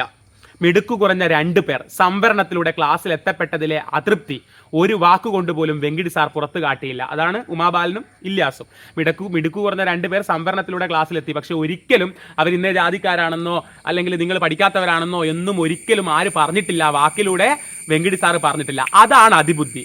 അതിബുദ്ധി ഇല്ലാത്ത നോർമലായിട്ടുള്ള മനുഷ്യനാണെങ്കിൽ, സാധാരണ മനുഷ്യനാണെങ്കിൽ ഈ വർഗീയതയൊക്കെ മനസ്സിലുണ്ടാകുമ്പോൾ പറഞ്ഞു പോകും, നീ അതല്ലേ എന്നൊക്കെ പറഞ്ഞു പോകും. അതിനേക്കാളും മേലെയുള്ള ബുദ്ധി ഉള്ളത് കൊണ്ടാണ് അദ്ദേഹം പറയാത്തത്. ആര്? വെങ്കിടി സാറ്. മിടുക്കു കുറഞ്ഞ 2 പേർ സംവരണത്തിലൂടെ ക്ലാസ്സിലെത്തപ്പെട്ടതിലെ അതൃപ്തി ഒരു വാക്കുകൊണ്ടുപോലും വെങ്കിടി സാർ പുറത്തു കാട്ടിയില്ല. പക്ഷേ ഉമയ്ക്കും ഇല്യാസിനും അറിയാമായിരുന്നു, ഉയർന്ന ജാതിയുടെ ജനിതകം പേറുന്നവരെ വിദ്യ അഭ്യസിപ്പിക്കാനാണ് വെങ്കിടി സാറിന് ഇഷ്ടമെന്ന്. അത് വാക്കായി പുറത്ത് വിടാതിരിക്കുന്നതിലാണ് വെങ്കിടി സാറിന്റെ ബുദ്ധി എന്ന്. അതെ, ഉമയ്ക്കും ഇല്യാസിനും അറിയാം, ഉന്നത ജാതിക്കാരെ പഠിപ്പിക്കാൻ തന്നെയാണ് ആ വെങ്കിടി സാറിന് ഇഷ്ടം. പക്ഷെ അയാൾ അത് പറയില്ല. അവിടെയാണ് അയാളുടെ മിടുക്ക്, അതിബുദ്ധി. ക്ലാസ് റൂം ഡിസ്കഷനുകൾക്കിടയിൽ സംവരണവും സാമ്പത്തിക വ്യവസ്ഥയും ബന്ധപ്പെടുത്തിക്കൊണ്ട് സംസാരിക്കുന്നതിനിടെ സജിത് ശങ്കർ സംവരണത്തിനെതിരെ സ്വയം തീപിടിപ്പിച്ച് സമരം നടത്തിയ രാജീവ് ഗോസ്വാമിയെക്കുറിച്ച് വീറോടെ പറയുമ്പോൾ വെങ്കിടി സാറിന്റെ കണ്ണുകൾ വിടർന്നു. സംവരണത്തിനെതിരെ സമരം ചെയ്യുന്നതിന്റെ ഇടയിൽ സ്വയം തീക്കൊളുത്തിയാണ് സംവരണത്തിനെതിരെ റിസർവേഷനെതിരെ സമരം ചെയ്തിട്ട് സ്വയം തീ കൊടുത്ത ആളാണ് രാജീവ് ഗോസ്വാമി. 1990s അത് ഇന്ത്യയിൽ ഈ മണ്ഡൽ കമ്മീഷൻ റിപ്പോർട്ട് വന്നിട്ട് ഇന്ന ജാതിയിൽപ്പെട്ട ആൾക്കാർക്ക് റിസർവേഷൻ കൊടുക്കണം എന്നുള്ള കാര്യം വന്നപ്പോഴത്തേക്ക് VP സിംഗാന്ന് തോന്നുന്നു അന്ന് പ്രധാനമന്ത്രി. അപ്പോൾ അത് ഇംപ്ലിമെന്റ് ചെയ്യാൻ വന്നപ്പോഴത്തേക്ക് അതിനെതിരെ സമരം ചെയ്തിട്ട് രാജീവ് ഗോസ്വാമി സ്വയം തീ കൊളുത്തി. സംവരണത്തിനെതിരെ സമരം ചെയ്തിട്ട് അതിനെക്കുറിച്ച് ക്ലാസ്സിൽ പറയുമ്പം വെങ്കിടി സാറിന്റെ കണ്ണുകൾ വിടരാറുണ്ടായിരുന്നു. അവർക്ക് അതാണ് ഇഷ്ടം, ആ സംവരണ വിരുദ്ധത അതായിരുന്നു ഇഷ്ടം എന്നുള്ളത്. എന്ന് വെച്ച് കഴിഞ്ഞാൽ താഴെ കിടക്കുന്നവർ താഴെ തന്നെ കിടന്നാൽ മതി എന്നുള്ള ചിന്ത, ഉന്നത ജാതിക്കാർ മാത്രം പഠിപ്പിച്ചാൽ മതി എന്നുള്ള ചിന്തയായിരുന്നു വെങ്കിടി സാറിന്. സ്നേഹവും പിന്തുണയും നിറഞ്ഞ നോട്ടം കൊണ്ടും സജിത്തിനെ സാർ അഭിമാനപ്പെടുത്തുന്നുണ്ടായിരുന്നു. അന്നും സാർ വഴിപിഴച്ച ഒരു വാക്കുപോലും പറഞ്ഞില്ല. അതാണ് അതിബുദ്ധി. സംവരണത്തിനെതിരെ ഒരു വാക്കുപോലും അന്ന് പറഞ്ഞില്ല. പക്ഷേ അങ്ങയുടെ കണ്ണിലുണ്ട് സംവരണത്തിനെതിരെ സംസാരിക്കുന്ന ആൾക്കാരോടുള്ള ഒരു ഇഷ്ടവും അതുകൊണ്ടുള്ള വിടരലും ഒക്കെ ആ കണ്ണിലുണ്ട്. പക്ഷെ ഒരു വാക്കുപോലും അതിനെതിരെ പറഞ്ഞില്ല. അതാണ് അതിബുദ്ധി. വർഷങ്ങൾക്ക് മുമ്പ് ഡൽഹിയിലെ തെരുവിൽ മണ്ഡൽ കമ്മീഷൻ റിപ്പോർട്ടിനെതിരെ സമരം ചെയ്യുന്നതിനിടെ പെട്രോൾ ഒഴിച്ച് സ്വയം തീ കൊളുത്തിയ രാജീവ് ഗോസ്വാമിയെ അന്നും ഉമ വേദനയോടെ ഓർത്തു. അപ്പോൾ ഈ താഴ്ന്ന ജാതിയിൽപ്പെട്ട ആൾക്കാർക്കൊക്കെ തൊഴിലിൽ സംവരണം കൊടുക്കുന്നതിനെതിരെയാണ് രാജീവ് ഗോസ്വാമി സമരം ചെയ്ത് സ്വയം തീ കൊളുത്തുന്നത്. അപ്പം അയാൾക്ക് ശരിക്കും അറിയില്ലായിരിക്കും എന്തിനാണ് ഈ റിസർവേഷൻ കൊടുക്കുന്നത്. ജാതി കൊണ്ട് അടിച്ചമർത്തപ്പെട്ടവരുടെ ഇദ്ദേഹം പറയാ ഉമാബാലൻ പറയാ, ജാതി കൊണ്ട് അടിച്ചമർത്തപ്പെട്ടവരുടെ ശരീരം ആസകലം എരിയുന്നത് കൊണ്ടും മനസ്സ് മുഴുവൻ പൊള്ളിക്കൊണ്ടേ ഇരിക്കുന്നത് കൊണ്ടും രാജീവിനെ മനസ്സിലാക്കാൻ ഉമയ്ക്ക് പ്രയാസമില്ല. എന്ത് വരിയാൻ നോക്ക്, എന്തൊരു ശക്തിയാ വരികൾക്ക്. ജാതി കൊണ്ട് അടിച്ചമർത്തപ്പെട്ടവരുടെ ശരീരം ആസകലം എരിയുന്നത് കൊണ്ടും മനസ്സ് മുഴുവൻ പൊള്ളിക്കൊണ്ടേ ഇരിക്കുന്നത് കൊണ്ടും രാജീവിനെ മനസ്സിലാക്കാൻ ഉമയ്ക്ക് പ്രയാസമില്ല. രാജീവിന്റെ പൊള്ളൽ മനസ്സിലാക്കാൻ ഉമയ്ക്ക് പ്രയാസമില്ല. ഞങ്ങളുടെ മേലെ തീയിട്ടിട്ടില്ല എന്നേ ഉള്ളൂ. ജാതി ഇതായി പോയത് കൊണ്ടും ആൾക്കാരെ മാറ്റി നിർത്തത് കൊണ്ടും എന്നും പൊള്ളിയാണ് ജീവിക്കുന്നത്. നോക്കൂ, ഒരു പോസ്റ്റ് മാസ്റ്ററുടെ മകനാണ് അയാളെന്നും തീപിടിച്ച ശരീരത്തോടും രോഗങ്ങളോടും വർഷങ്ങളായി പൊരുതുകയാണെന്നും വായിച്ചറിഞ്ഞിട്ടുണ്ട്. അയാളുടെ വേദനയിൽ പങ്കുചേർന്ന് ഒരു കത്ത് എഴുതണമെന്നും വിചാരിച്ചിരുന്നു. ജാതിക്കൊരുപാട് എഴുതാൻ വിചാരിച്ച കത്താണ് രാജീവ് ഗോസ്വാമിക്ക്. ജാതിക്കൊരുപാട് അർത്ഥങ്ങളുണ്ട് രാജീവ്. നിങ്ങളൊരു ചായ ഗ്ലാസ്സിൽ ചുണ്ടമർത്തുമ്പോൾ പോലും നിങ്ങളുടെ ചുണ്ടുകൾ ജാതിയിൽ താഴ്ന്നവൻ്റെതാണ് എന്ന് ഓർമ്മിക്കുന്നവരുടെ നടുവിലാണ് നിങ്ങൾ കഴിയുന്നത്. നിങ്ങളുടെ വിയർപ്പ് നാറ്റം ജാതിയിൽ ഉയർന്നവന്റെ വിയർപ്പ് നാറ്റം പോലെ ലളിതമല്ല എന്നൊക്കെയായിരുന്നു ആ കത്തിൽ എഴുതാൻ ഉദ്ദേശിച്ച വരികൾ. ആ കത്തൊരിക്കലും അയച്ചില്ല. രാജീവ് പിന്നീട് മരിക്കുകയും ചെയ്തു. അപ്പം ഈ റിസർവേഷനെതിരെയൊക്കെ സമരം ചെയ്യുമ്പോൾ ആ ചെയ്യുന്ന ആൾക്കാർ പോലും മനസ്സിലാവാത്ത അത്ര കടുത്ത ജാതി പ്രശ്നം ഇവിടെ ഉണ്ട് എന്നുള്ളതാണ് ഉമ പറയുന്നത്. വെങ്കിടി സാറിന്റെ പ്രസംഗം കഴിഞ്ഞിരിക്കുന്നു. ഇനി ഓരോരുത്തരായി പ്രസംഗിക്കാൻ ക്ഷണിക്കാൻ തുടങ്ങുകയാണ് സാറ്. സ്റ്റുഡൻസിന് ഓരോരുത്തരായിട്ട്, അലുമിനീസിന് ഓരോരുത്തരായിട്ട് ക്ഷണിക്കുകയാണ്. പഴയ രജിസ്റ്ററിൽ നോക്കി ആൽഫബറ്റ് ക്രമത്തിൽ വിളിക്കാനായി വെങ്കിടി സാർ തയ്യാറെടുക്കുമ്പോഴേക്കും ഉമ ചാടി എഴുന്നേറ്റു. അത് വേണ്ട സർ, ആ ക്രമത്തിൽ വിളിച്ചാൽ ഞാൻ പതിവ് പോലെ അവസാനമാകും. നമുക്ക് പതിവ് വിട്ടൊന്ന് മാറിക്കൂടെ? അവസാനത്തെ പേരിൽ നിന്ന് താഴോട്ട്, കാരണം ഉമ യു അല്ലേ, അപ്പം വിളിച്ചാൽ അവസാനമായി പോകും പ്രസംഗം. അപ്പോൾ ഒന്ന് ബാക്കിന്ന് അങ്ങ് ഇങ്ങോട്ടേക്ക് വന്നൂടെ എന്ന് ചോദിക്കുകയാണ്. എല്ലാവരും ഉറക്കെ ചിരിച്ചു. പറ്റില്ല ഉമ, നമുക്ക് ചട്ടങ്ങളൊന്നും ലംഘിക്കേണ്ട, പതിവിൻ പടി പോട്ടെ. ആദ്യം അഭയ് ശങ്കർ പണിക്കർ, ജപ്പാനിൽ സോഫ്റ്റ് ബാങ്ക് ഗ്രൂപ്പിന്റെ മേധാവികളിൽ ഒരാൾ. അഭയ് മൈക്ക് കയ്യിലെടുക്കുമ്പോൾ എല്ലാവരും ആഞ്ഞാഞ്ഞ് കൈയടിച്ചു. ഉമ എഴുന്നേറ്റു. സർ, എനിക്കൊരു ഉറപ്പ് തരാമോ? അവസാന ഊഴക്കാരിയായ ഞാൻ പ്രസംഗിച്ച് തീരും വരെ ഇവരോരോരുത്തരും ഇവിടെ ഉണ്ടായിരിക്കുമെന്ന്. ഇവരുടെ വാഗ്വിലാസം ക്ഷമയോടെ കേട്ടിരുന്ന് എന്റെ ഊഴമെത്തുമ്പോൾ ആരും ഇല്ലാതിരുന്നാലോ? ലോകം കീഴടക്കി വരുന്നവരാണ് ഇവരെല്ലാം. ലോകത്തിന് കീഴടങ്ങി കഴിയുന്നവൾ കാത്തിരുന്നേ മതിയാകൂ എന്ന് പറയുന്നത് മര്യാദയല്ല. ഇത്തവണ വെങ്കിടി സാർ പ്രതിസന്ധിയിലായി. ഇവിടെ നിങ്ങൾക്ക് മനസ്സിലാവുന്നുണ്ടാവും കഥയുടെ പേര്, വില്ലുവണ്ടിയുടെ അർത്ഥം. ജാതീയതയ്ക്ക് എതിരെ പൊതുനിരത്തിൽ വില്ലുവണ്ടി സമരം ധീരമായി നയിച്ച ആളാണ് അയ്യങ്കാളി. നമ്മൾ ഇതുപോലെയുള്ള കഥകളിൽ ഇതുകൊണ്ട് തളർന്നു പോകുന്ന മനുഷ്യന്മാരെ കണ്ടിട്ടുള്ളൂ. പക്ഷേ ഇവിടെ ഉമാബാലൻ ജീവിതം കൊണ്ട് ഉണ്ടാക്കിയെടുത്ത അനുഭവത്തിലൂടെ ഈ വെങ്കിട് സാറിനോടൊക്കെ ഇങ്ങനെ നേരെ നോക്കി ചോദ്യം ചോദിക്കാൻ പഠിച്ചു. ആ ശക്തിയുണ്ട്. വില്ലുവണ്ടി സമരത്തിലുള്ള അതേ ശക്തി ഇവിടെ ഉമാബാലന്റെ പെരുമാറ്റത്തിലും ഉണ്ട് എന്ന് നമ്മൾ മനസ്സിലാക്കുക. ഇത്തവണ വെങ്കിടി സാർ പ്രതിസന്ധിയിലായി. ഞാൻ വാക്ക് തന്നാൽ മതിയല്ലോ. ഉമ സംസാരിക്കുമ്പോൾ 17 പേരും ഇവിടെ ഉണ്ടായിരിക്കും. അപ്പം 17 പേര് എന്ന് പറയുമ്പോൾ ഉമയും കൂട്ടി 18, പുറത്തായ ഇല്യാസും കൂട്ടി 19. അപ്പോൾ ഒരാൾ മിസ്സിംഗ് അല്ലേ, മൊത്തം 20 ആളില്ലേ. ബാർക്ലേസിൽ ഉന്നത ഉദ്യോഗസ്ഥനായിരുന്ന ജോട്ടി പി പുന്നൂസ് കഴിഞ്ഞ വർഷം ലണ്ടനിൽ വെച്ച് കാർ അപകടത്തിൽ മരിച്ചു. അപ്പോൾ 20. നമ്മെ വിട്ടുപിരിഞ്ഞ പരേതന്റെ ആത്മശാന്തിക്കായി ഒരു നിമിഷം മൗന പ്രാർത്ഥന. അത് കഴിഞ്ഞ് അഭയ് ശങ്കർ തുടരും. ഉമ ചുണ്ടിലെ ചിരി വിയർപ്പിനൊപ്പം തുടച്ചു കളഞ്ഞു. എന്താ വരികള്! ഉമ ചുണ്ടിലെ ചിരി വിയർപ്പിനൊപ്പം തുടച്ചു കളഞ്ഞു. നോബിൾ ജോസ് ഉമയുടെ അടുത്ത് വന്നിരുന്ന് പതുക്കെ ചെവിയിൽ പറഞ്ഞു. അടുത്ത സ്റ്റുഡൻ്റ് ആട്ടോ അവിടുത്തെ നോബിൾ ജോസ് പഴയ സഹപാഠി പതുക്കെ ചെവിയിൽ പറയാണ്, നീ സ്മാർട്ടായല്ലോ, പഴയ പേടിത്തൊണ്ടി അല്ല. കാലം മാറിയില്ലടോ. അതിൽ ഒരുപാട് ഒരുപാട് ഒരുപാട് അർത്ഥം ഉണ്ടാവും ഒരൊറ്റ മറുപടിയിൽ. കാലം മാറിയില്ലടോ. മിണ്ടാത്തവൻ മിണ്ടാണ്ടിരിക്കുന്ന ആ കാലം മാറിയില്ലേ? ഇപ്പോൾ എല്ലാവരും മുന്നോട്ട് വന്ന് തുടങ്ങി. കാലം മാറിയില്ലടോ. അപ്പോൾ Vilakkumadam panchayat president Vilakkumadam panchayat president block member ആയിരുന്നില്ലേ? അപ്പോൾ അവിടെയൊക്കെ ഇനി ഇയാളുടെ സംസാരത്തിലൊക്കെ ഒരു ഇൻസൾട്ടിങ് ഫീലിംഗ് നമുക്ക് കിട്ടും. അപ്പം വിളക്കുമാടം പഞ്ചായത്ത് പ്രസിഡന്റ് അതാണ്, ആള് ബ്ലോക്ക് പഞ്ചായത്ത് മെമ്പറാണ്. എന്നിട്ടും എനിക്കൊരു ഹെൽപ്പ് ചെയ്യുമോ? നിങ്ങളുടെ കൂട്ടത്തിൽ നിന്ന് ആരെയെങ്കിലും എൻ്റെ അപ്പനെ നോക്കാൻ കണ്ടെത്തി തരാമോ? കുറേ കാലമായി കിടന്ന കിടപ്പ, നോക്കാൻ വരുന്നവരൊന്നും അധികകാലം നിൽക്കുന്നില്ല. അമ്മച്ചി മരിച്ചും പോയി. അപ്പൻ ഇങ്ങനെ കിടക്കുന്ന കാരണം എനിക്ക് പുതിയ ഓഫറൊന്നും സ്വീകരിക്കാൻ പറ്റുന്നില്ല. മുംബൈയിൽ കിടന്ന് നരകിക്കുകയാണ്. വെറും 30 ലക്ഷമാണ് എൻ്റെ വാർഷിക ശമ്പളം. ഇവന്മാരുടെ മുമ്പിൽ ഞാൻ വെറും അശുവാണ്, ചെറുതാണ്. എൻ്റെ കാറ് തന്നെ ഞാൻ ദൂരെ ഒരിടത്ത് ഇട്ടിട്ടാ വന്നത്. അത് ഇവന്മാർ കണ്ടാൽ തീർന്നു. അപ്പനെ നോക്കാൻ നീ നല്ല ക്ഷമയുള്ള ഒരാളെ കണ്ടെത്തിത്താ, എൻ്റെ എല്ലാ പ്രശ്നത്തിനും പരിഹാരമാകും. നീ ഓർക്കുന്നില്ലേ, ഞാനായിരുന്നു ക്ലാസ്സിലെ ടോപ്പർ. ഒരുത്തൻ്റെ പ്രശ്നം നോക്ക് നിങ്ങൾ. അപ്പോൾ ഇവിടെയൊക്കെ അവരുടെ അല്പത്തരാണ് കാണിച്ചു തരുന്നത്. മാനസികമായിട്ട് ഇവരാരും വളർന്നിട്ടില്ല എന്നുള്ളതാണ്. അപ്പം ഉമ തിരിച്ചിട്ട്, നോബിളെ, ഞങ്ങളുടെ ജാതിക്കാരിപ്പം അടിമപ്പടി മാത്രമല്ല ചെയ്യുന്നത്. പ്രൊഫസർമാരും ഡോക്ടർമാരും എഞ്ചിനീയർമാരും ഒക്കെയുണ്ട്. അവരൊക്കെ അങ്ങനെ ആയതുകൊണ്ട് വലിയവരായി എന്ന അർത്ഥത്തിലല്ല ഞാൻ പറഞ്ഞത്, നിന്റെ അറിവിലേക്കായി പറഞ്ഞെന്ന് മാത്രം. ആ കാലമൊക്കെ കഴിഞ്ഞു മോനെ എന്നുള്ളതാണ് വർത്താനം. അതായത് അവളൊരു ഇൻസൾട്ട് ചെയ്തതല്ലേ അത്. നിന്റെ കൂട്ടത്തിൽ നിന്ന് ആരെങ്കിലും കിട്ടുമെന്നൊക്കെ ചോദിച്ചിട്ട് അച്ഛനെ നോക്കാൻ. അയ്യോ നീ തെറ്റിദ്ധരിച്ചു, നീ വലിയ ജനനേതാവ് എന്ന അർത്ഥത്തിലാണ് ഞാൻ. നോബിൾ ഉരുണ്ട് കളിക്കാൻ തുടങ്ങി. കയ്യിൽ നിന്ന് പോയി ഡയലോഗ് എന്ന് മനസ്സിലായപ്പോഴത്തേക്ക് ഉരുണ്ട് കളിക്കാൻ തുടങ്ങി. ഉമ അവൻ്റെ കയ്യിൽ തൊട്ടു. വേണ്ടടോ, ഇയാൾ ഇനി ന്യായം പറയണ്ട. നമ്മളൊക്കെ ലോകം കാണാൻ തുടങ്ങിയിട്ട് 10-43 കൊല്ലമായില്ലേ? പിന്നെ ഞാൻ പഞ്ചായത്ത് പ്രസിഡന്റ് അല്ല, ബ്ലോക്ക് പഞ്ചായത്ത് മെമ്പർ. അതാണ് 10-43 വയസ്സായില്ലേ നമുക്ക്. ലോകത്തിൻ്റെ അവസ്ഥയൊക്കെ ശരിക്കും അറിയാം. മാറ്റി നിർത്തലും മന്യവൽക്കരണമൊക്കെ ശരിക്കും അറിയാമെന്ന് പറയാണ്. നീ ഇനി അധികം ഉരുളണ്ടെന്ന് പറയാണ്. ആരോടോ ഫോണിൽ സംസാരിക്കാനെന്ന ഭാവത്തിൽ നോബിൾ തിരക്കിട്ടെഴുന്നേറ്റു. ഉണ്ടാക്കിയ നേട്ടങ്ങളെക്കുറിച്ച്, എത്തിപ്പെട്ട ഉയരങ്ങളെക്കുറിച്ച്, വെങ്കിടി സാറിൻ്റെ ക്ലാസ്സിൽ നിന്ന് കിട്ടിയ മാനേജ്മെൻറ്റ് പാഠങ്ങളെക്കുറിച്ച്, ഫോബ്സ് പട്ടികയിൽ ഇടം നേടിയ സ്വന്തം കമ്പനിയെക്കുറിച്ച് ഓരോരുത്തരായി പറഞ്ഞു തുടങ്ങി. എല്ലാം ഒരേ താളത്തിലും ഈണത്തിലുമുള്ള വർത്തമാനങ്ങൾ. ഇസ്മായിൽ ഹസൻ പ്രസംഗിച്ചു കൊണ്ടിരിക്കുന്നതിനിടയിലാണ് അജിത്ത് അവൻ്റെ അടുത്തിരുന്ന കൃഷ്ണഗോപാലിൻ്റെ ശരീരത്തിലൂടെ ഊർന്ന് തറയിലേക്ക് വീഴുന്നത്. തറ നിറയെ രക്തം പടർന്നു. നേരത്തെ അജിത്തിന് ഓർമ്മയില്ല, അമനുലെ കല്യാണം കഴിച്ച് ഡിവോഴ്സായ, നേരത്തെ സുഖയില്ല എന്ന് പറഞ്ഞില്ലേ? കുറച്ചു പേർ അജിത്തിന്റെ അടുത്തേക്ക് എത്തി. ചിലർ സീറ്റിലിരുന്ന് തന്നെ എത്തി നോക്കി. പിന്നെ ഒന്നും സംഭവിച്ചിട്ടില്ലാത്ത മട്ടിൽ മൊബൈൽ ഫോണിലേക്കും കൊച്ചു വർത്താനങ്ങളിലേക്കും മടങ്ങി. എന്തുപറ്റി? വെങ്കിടി സാർ വളരെ അസ്വസ്ഥതയോടെ ചോദിച്ചു. ചടങ്ങിന്റെ ഒഴുക്ക് നഷ്ടപ്പെട്ടതിന്റെ അതൃപ്തി മുഖത്ത് വ്യക്തമായി കാണാം. പക്ഷെ പറഞ്ഞല്ലോ, വെങ്കിടി സാർ കൃത്യമായിട്ടേ സംസാരിക്കൂ. ഉള്ളിലുള്ള ഈ അതൃപ്തി ഒന്നും പുറത്തു കൊണ്ടുവരില്ല. അപ്പോൾ US വെച്ച് തന്നെ ലിവർ ട്രാൻസ്പ്ലാന്റ് ചെയ്യാനിരുന്നതാണ് ആർക്ക്? അജിത്തിന്. ഇങ്ങോട്ട് വരാൻ വേണ്ടി അതിൻ്റെ ഡേറ്റ് മാറ്റി. സർജറിയുടെ സമയത്ത് ആരെങ്കിലും കൂടെ വേണമെന്ന് അവനൊരാഗ്രഹം. പക്ഷേ ആരെ കിട്ടാൻ? തൻ്റെ ശരീരത്തിൽ പറ്റിയ രക്തത്തുള്ളികൾ കർച്ചീഫ് കൊണ്ട് തൂത്തുകളയുന്നതിനിടെ കൃഷ്ണഗോപാൽ പറഞ്ഞു. അപ്പോൾ അജിത്തിന് ഇന്നൊരു സർജറി പറഞ്ഞതാണ്, ലിവർ ട്രാൻസ്പ്ലാന്റേഷൻ. പക്ഷേ ഇവിടുത്തെ പരിപാടി കൊണ്ട് അതിന് നിൽക്കാണ്ടിങ്ങ് പോകുന്നതാണ്. ഇനി ഹോസ്പിറ്റലിൽ കൂടെ നിൽക്കാനും ആരും ഇല്ലാത്തൊരവസ്ഥയാണ്. അപ്പോൾ ഇവിടെ പലരും നമ്മൾ പറഞ്ഞു സ്വന്തം ജീവിതത്തിലേക്ക് ചുരുങ്ങി. പലർക്കും സ്വന്തം ജീവിതം പോലും നഷ്ടമായിട്ടാണ് ഉള്ളത്. കുറേ കാലം അജിത്തിന്റെ ജീവിതത്തിന്റെ തണുപ്പും ചൂടും അറിഞ്ഞ അമലു ഇതൊന്നും അറിഞ്ഞ മട്ടില്ല. കാരണം കുറേ കാലം പ്രണയിനിയും 1 വർഷം ഭാര്യയായിരുന്നില്ലേ? മൊബൈൽ ഫോണിൽ തിരക്കിട്ടെന്തോ പരതുകയാണ്. ഇപ്പോൾ ഒരാൾ വീണ് ചോര ഛർദ്ദിച്ച് കിടക്കുമ്പോൾ, അതും മുമ്പ് ഭർത്താവുമായിരുന്നു. ഉമയുടെ തൊണ്ടയിൽ ഒരു പിടച്ചിലുണ്ടായി. നോക്കൂ, ആ പിടച്ചിൽ ഉമയുടെ തൊണ്ടയിലേ ഉണ്ടാവുന്നുള്ളൂ.